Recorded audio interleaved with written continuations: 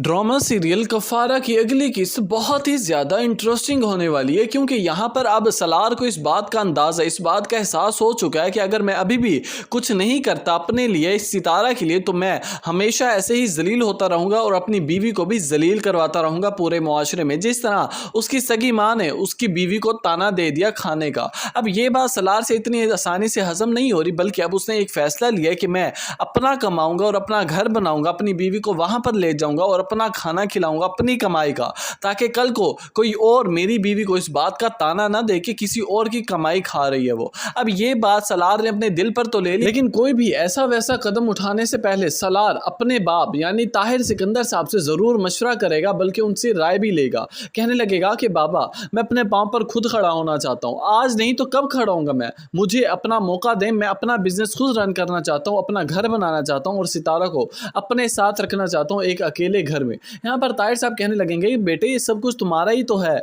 आज तक हमने तुम्हें कोई फर्क रखा है, ये सब कुछ तुम्हारा है, सारी प्रॉपर्टी, ये सारा बिजनेस, तुम हमारी इकलौती औलाद हो, तो ये सब कुछ तुम्हारा ही हक। सलार इमोशनल होते हुए कहने लगेगा कि बाबा, मेरा हक तो है, सितारा का तो हक नहीं है ना, अगर उसका हक समझते तो आज शायद उसे ये बातें ना सुननी पड़ती, और सॉरी टू से मैं अपना घर अकेला बनाना चाहता हूँ, मुझे इस बात की इजाजत दे। सलार की और ताहिर सिकंदर साहब की बातें सुनते हुए महरीन पीछे से आएगी, चीखना चिल्लाना शुरू कर देगी और कहने लगेगी कि वाह भाई वाह, शादी को अभी हुए 20 साल नहीं और खुद में देखो कितना बदलाव आ गया, किस तरह की बातें करने लगे हो, ये तुम्हारी जुबान नहीं है, जिसकी जबान है मुझे अच्छी तरह से समझ आ रही है, तुम अपनी बीवी की जबान बोल रहे हो। ये बात सुनते ही सलार कहने लगेगा, मामा मैं अपनी हद में रहना चाहता हूँ, मैं कुछ भी गलत ऐसा वैसा नहीं करना चाहता जिसमें आपकी तौहीन हो, और कोशिश किया करे कि मुझसे इस तरह की बातें मत किया करे, और आइंदा के बाद सितारा के खिलाफ मैं एक भी बात नहीं सुनूंगा। और जब इस बात के बारे में सितारा को पता चलेगा कि सलार अपना एक अलग घर बनाना चाहता है, वहां पर शिफ्ट करना चाहता है, मुझे भी और खुद को भी, तो ये बात सितारा से हजम नहीं होगी। कहने लगेगी कि सलार,